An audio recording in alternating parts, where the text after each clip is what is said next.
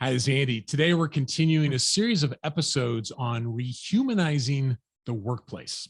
I know from conversations with so many of you that you desire to lead in a way that builds up people and delivers the results. It's not one or the other, it's both. Well, that idea of leading with empathy while delivering results is the premise of a new book by Donato Tramuto entitled The Double Bottom Line: How Compassionate Leaders Captivate Hearts and Deliver Results. In today's discussion, Donato will talk about what compassionate leadership means and what it doesn't mean. He'll talk about how empathy is part of the equation, but not enough on its own. He'll talk about the role that trust has in compassionate leadership and how we can make steps towards increasing trust with those we lead. Donato will talk about why he doesn't particularly like the term feedback, but also how we can help someone improve their performance in a compassionate way. And throughout it all, you'll get a chance to know a genuinely interesting person, someone who's making a difference in this world through his focus on compassionate leadership. I'm looking forward to sharing this discussion with you today. Hey, quick note, I want to invite you to join our Lead 52 family. It's a global group of leaders who are committed to transforming our ability to lead and deliver. It's 52 weeks of leadership learning delivered right to your inbox, taking less than 5 minutes a week. It's all for free.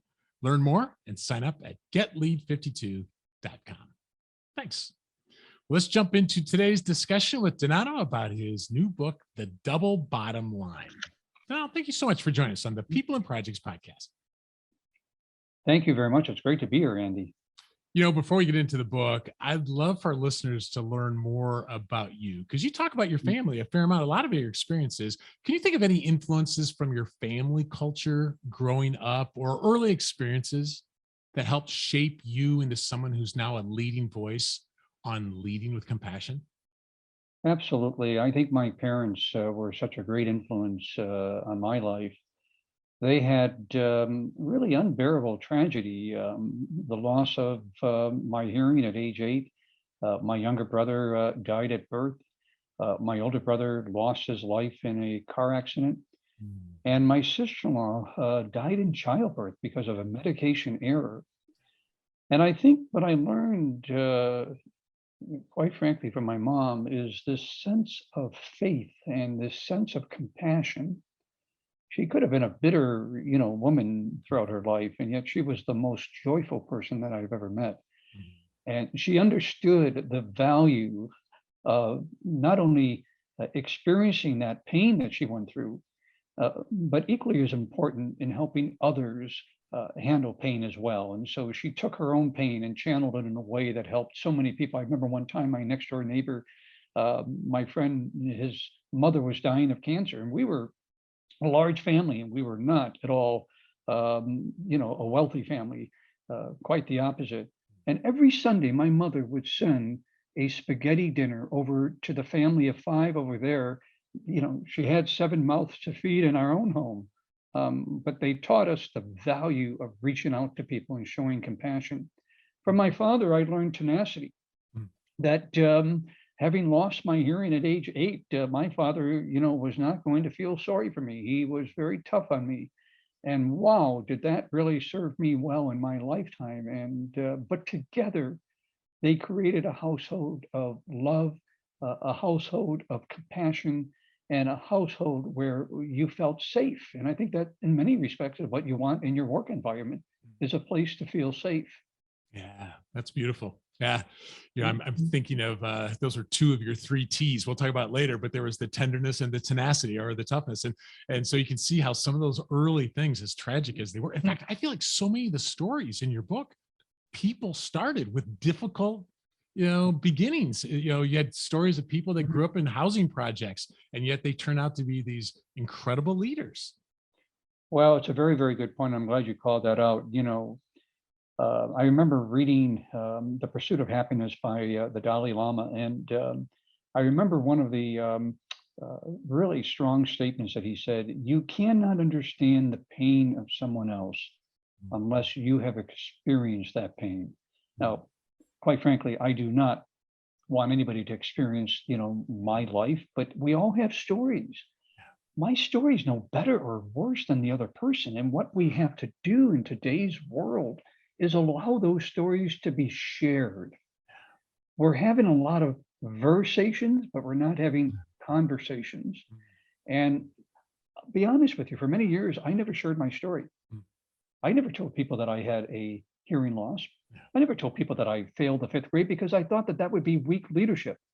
But in 2014, I was honored with the Robert F. Kennedy Ripple of Hope Award, along, Hillary Clinton and Robert De Niro and Tony Bennett. And I only use those names because you can only imagine that the 2,000 people in the audience were high-profile celebrity folks. Yeah. And I got on stage, and I had not included this in my speech, but I opened up about my hearing loss. I opened up about what it was like to be a gay CEO of a public company. Yeah. Do you know I got a standing ovation? Mm. And afterwards, my employees came up to me and said, "You'll love this." They said, "You just made yourself more interesting." So we have been taught for many, many years not to share our stories. And I think that the message in this book is to be vulnerable, share your stories. Yeah, for sure. It's an inspiring book, just packed with stories of people like you're talking about. And none of them were a single mold, right? You're not selling a book about fit this mold, but to understand what compassionate leadership means. How about this? What does it not mean? Okay. It does not mean that it's just being kind, because that to me is table stakes. Yeah. There's a lot of kind people out there. It doesn't mean that, you're aware of something and you don't do something about it. Yeah. That's not compassionate leadership. Yeah. And we unwrap that with these amazing stories from all ranks of, the journey that people may have taken, that each person that we interviewed, that they had taken action, that it wasn't good enough for them to have listened to somebody's pain. They did something about it. And that is really what I think has been the compelling takeaway from the book. And quite honestly, I have to be perfectly upfront with you. I never realized that I was living it out. I'm not always hitting the ball out of the park in terms of leading with compassion. But what I really found validating is when I looked at my past, I was really taking action on many of the issues that I had uncovered. And that made me feel good. Yeah. I think it might be tempting for someone to say, "Oh, this is a book about how to be nice," or "It's not a driver of real results. It's weak leadership. You'll be walked all over." That's not what we're talking about here at all. In fact, test me out on this tonight. Let's see if I got it right. Like, this is what I took away from your book. It's empathy while taking action. We're listeners and doers. We realize that kindness is not something just good at the human level, but it drives business results, right? So it's the double bottom line. So I'm interested, how'd I do? And is there any other way that you would explain this idea of compassionate leadership? You did it very well. And I would just add to that is that we dismiss this notion of weak leadership because what we really reinforce is that there is a skill. And I introduced that through the 3 T's, which I'll get into later on. Yeah. It's using the skill of the 3 T's, which does involve, approaching a situation with tenderness first. Yeah. But then it talks about the strength of getting the trust. That's the second T. That once you have the trust, then you can instill the tenacity. I've had to terminate a lot of people in my lifetime, but I didn't, go out and just terminate them without having developed the first 2 T's. And so you can be tough, or you can be tough with this integration of having gained enough trust that the individual receiving the tough news knows that you're concerned about their best interest. Yeah, right. That's a great way to say it. In that section where you're talking about this, I think you teed up the question of, is it possible to have too much empathy? There was a phrase you used called empathy distress that I'd actually never heard before. But I don't know, any take on this? Is it possible to have too much? Any thoughts on that? Well, it can be. And I think that you have to be careful that, you don't get so caught up that you lose your judgment. I'm going to give you a great example. We're faced right now with what's happening with Ukraine. Yeah. Let's kind of break empathy in terms of lack of empathy. Let's say you have no empathy. Then what you fail to understand is the pain that somebody is going through, and then it clouds your decision making. Doesn't this sound like what's happening right now? Yeah. Who could not understand the pain of 4 million refugees having left the country? Millions of people have been displaced. The buildings have been destroyed. And so too much empathy also impacts your ability to be clear in your decision making. No empathy clearly leads you down that path. And so I have always known the fine line of making sure that I don't get too much empathy where I'm unable to get into that intellectual way of making a decision that can help that person. Yeah, yeah, that's a good way of saying it. That's good. I think sometimes of doctors or physicians, like how do they balance that of, so they don't fall apart every time they have a difficult message to send, but they also have enough empathy that they're warm, right? And I feel like that's a bit of the call of this book is how do we don't want to come off, it's the tails of the distribution. We don't want to be on either end of those. Yeah. And, we give, a lot of examples of how leaders have done that. I certainly remember one time when I was on the elevator and there was a employee, and I always start the conversation by, hey, tell me what's happening in your life today, as opposed to how are you doing? That's just a very, vague way of trying to get information.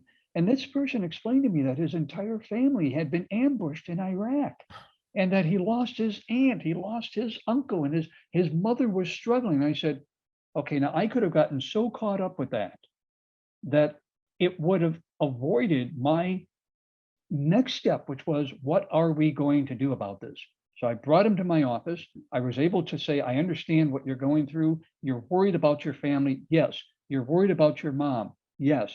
Okay. We are going to set up a fundraising. I'm going to be the first to contribute. The company is going to be the second to contribute. And what we did is we took action to help his family.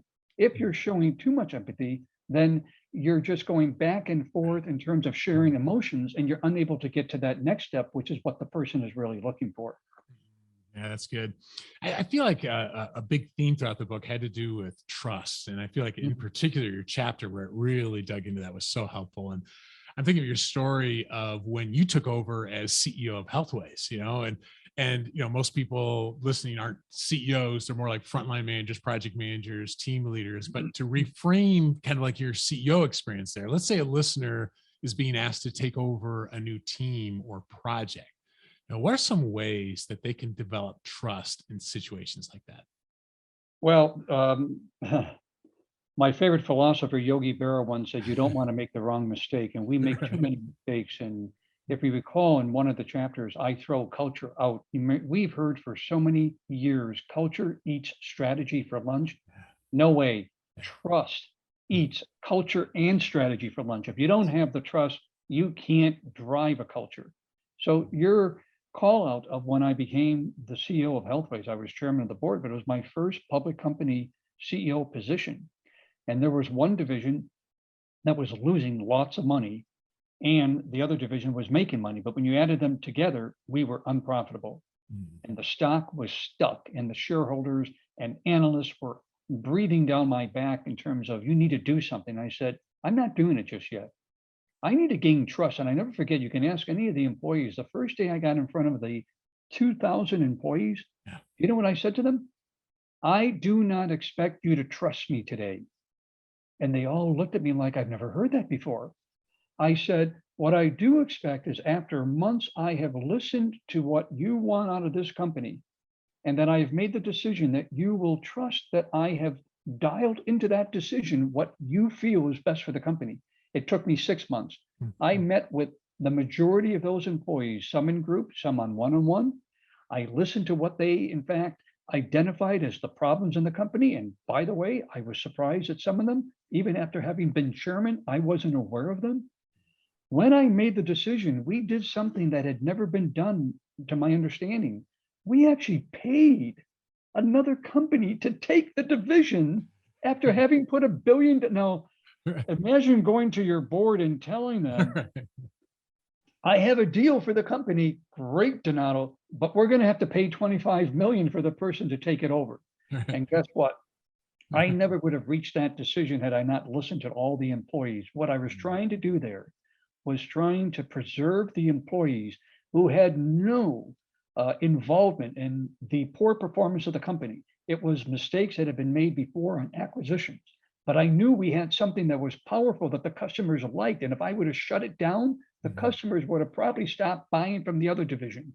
And I knew that the person to whom we were going to write the check to, Jeff Arnold, who was the founder of WebMD, he could fix this in a private setting. Yeah. What happened overnight? We saved the jobs of every employee, and the stock more than doubled. And so there's an example of earning trust, and we didn't have one chaotic transitional move, which normally happens with acquisitions, not one. It transitioned on day one. We went and did our job in the remaining division, and Jeff Arnold did a great job in fixing the business. So I don't think if I would have made that decision in the first 30 days and just quickly, dump the division, I don't think the end results would have had as powerful of an outcome as it did. Yeah, that's great. And, of course, the people listening to us aren't making those sorts of decisions, but you demonstrated your three T's, right? There was the tenderness in the sense of listening to people, not making the rash decision. There was the toughness of making proposals that that people might think, well, that's not going to work, but you had to have the tenacity to influence and to get people to buy into it, and all that developed trust. Those, I can see how those three T's have just been a guiding light for you for then and beyond.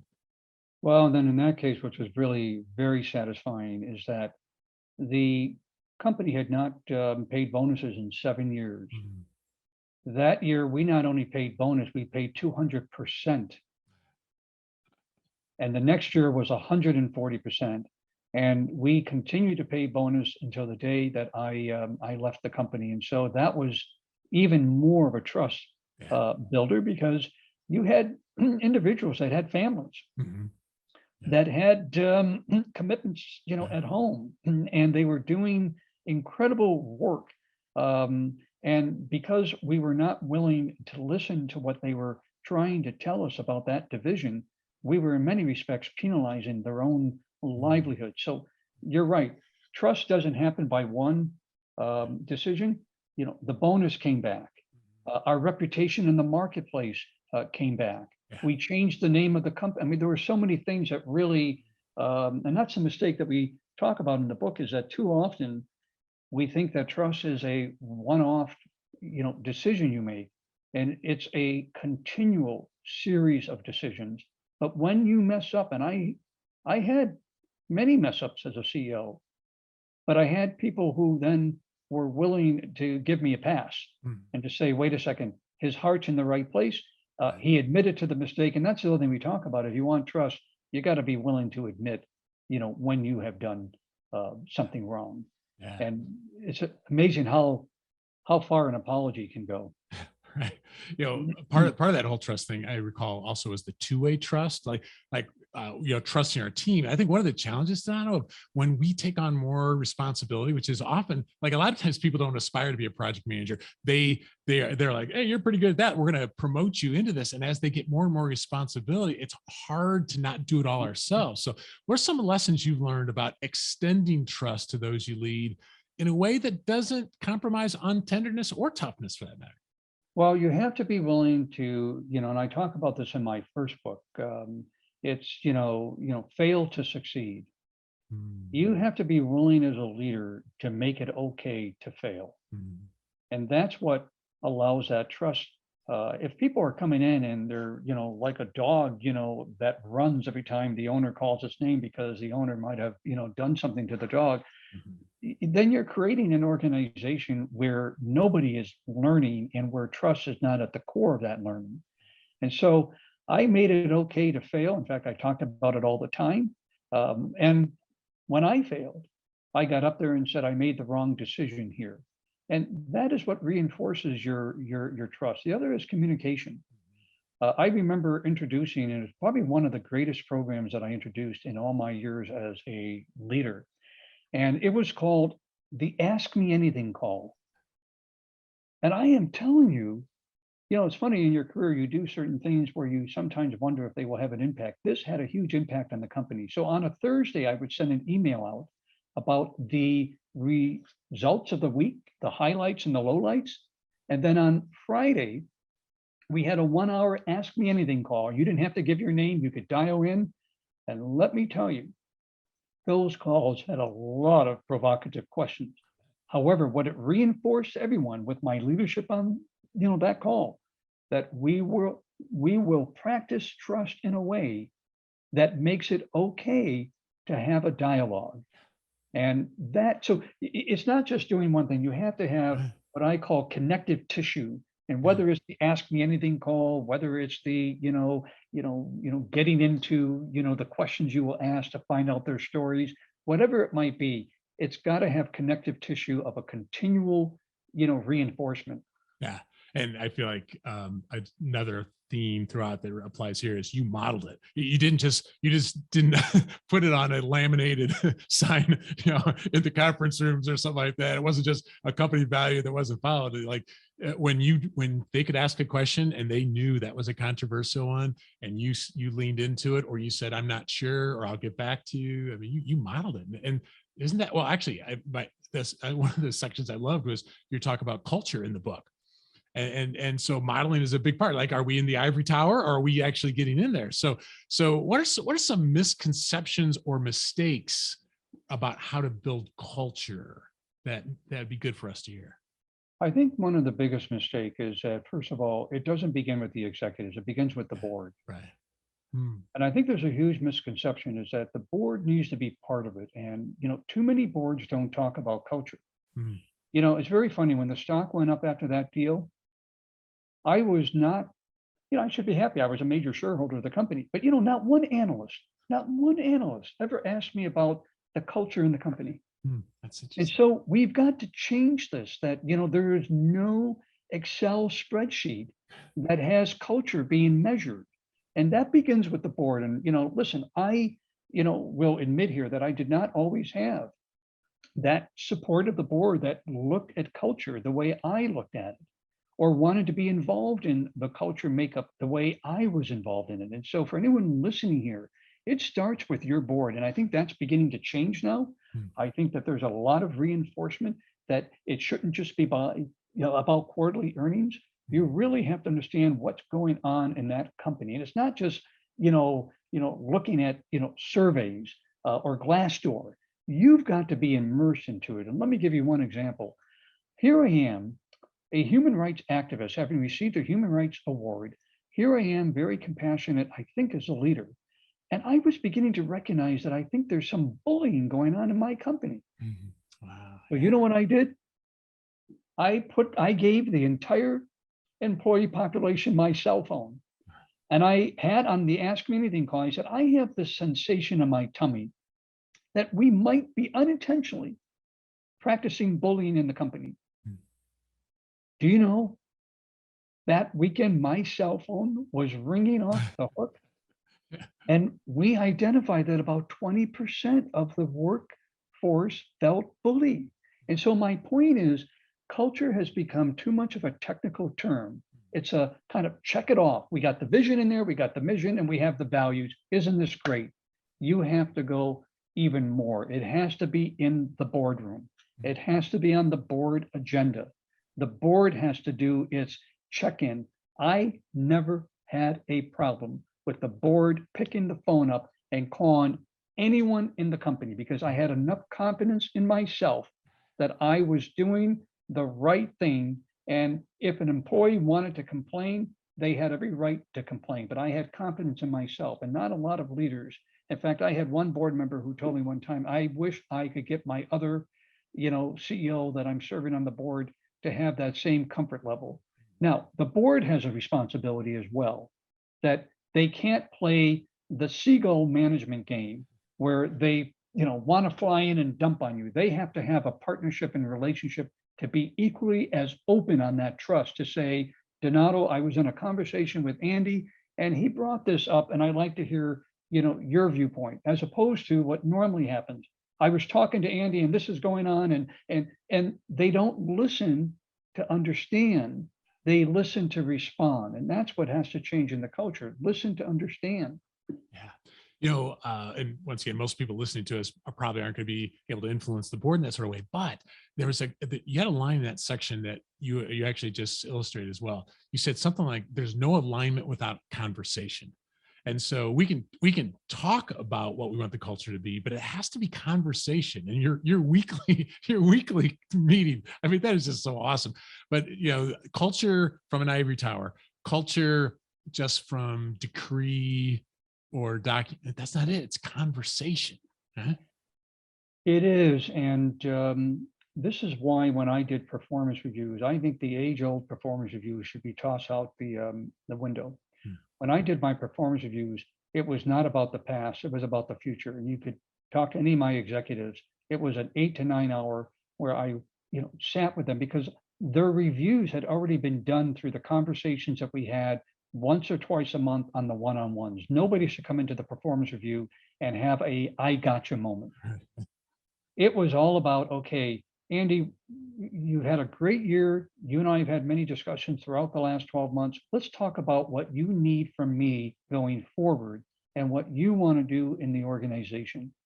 And the amount of time that I devoted to their development far exceeded the amount of time that I would spend on, the I gotcha moment. Mm-hmm. And again, I have to tell you that that doesn't always happen in an organization. So you're right. While I have, isolated the board in terms of it has to begin there, there's so much about the book that applies to mid-management and changing the course of your performance reviews, being able to identify early on whether somebody's off course. Nobody comes to their work every day saying, I want to do something stupid. I don't think I've ever had that happen. They come to their jobs with this willingness to be as good as they can be. And it's up to you as the manager to reinforce in those conversations how they can be great. And don't spend all of your time on what they may not be doing well. Spend your time on how you can get them to be a great performer. That's the conversation. That's the listening dynamic. And that's part of compassionate leadership. Now, let's build on that, though, because there are times where there are performance issues. And so let's say someone listening to us, they have a team member that is having some issues, maybe missing some deadlines.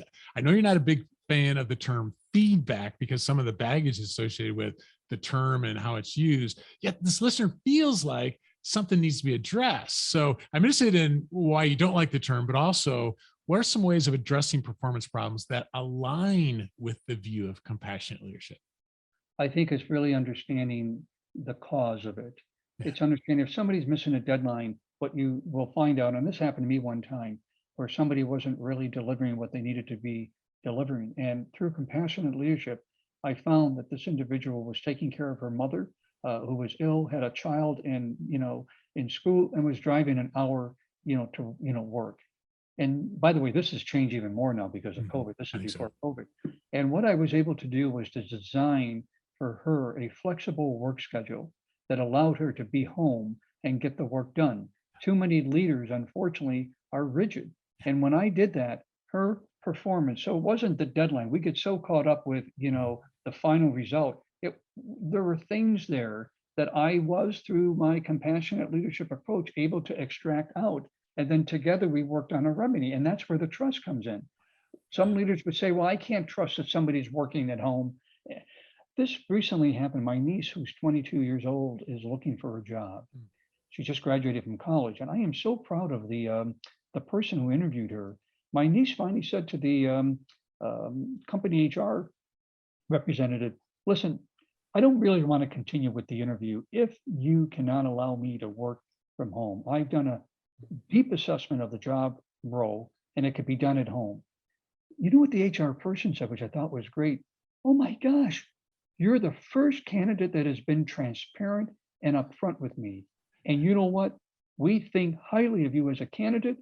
You can work from home. And so when I say it's a two-way street, the other person's got to be just as willing to be transparent and not hide what's going on in their work environment. And after you get all of that out, if the person's not right for the job, then you have to have a good conversation on how you can transition in a way that preserves their self-esteem and at the same time brings those skills probably to a company that can benefit from them. I feel like there's like almost like a Pavlovian response or this like inborn response that if somebody goes, I need to give you feedback, they're like, oh, or constructive criticism. Even sometimes people focus on the criticism. You got the term, if I remember right, you call it constructive dialogue, which isn't that beautiful? It's just another way to reframe it because it's about a dialogue, right? It is a dialogue, and I think you're right. And the reason why I don't use the word feedback, because the minute you put that word out there, there is a reaction right from the get-go. Yeah. Okay. And by the way, for the audience that's listening, I made that error for many, many years. And I finally asked myself, what am I doing wrong? Mm-hmm. And when I started to change the verbiage, who doesn't want to have a constructive dialogue? By the way, it means that I want the person to also share with me what I'm not doing well. I would shock the team when I had the one-on-one. At the end, I would ask, okay, tell me what I can do better. And at first they were like, oh, I don't want, normally when I say that, I said, no, I don't want to hear what I'm doing right, because this is not a praise Donato session. This is, what can I do better?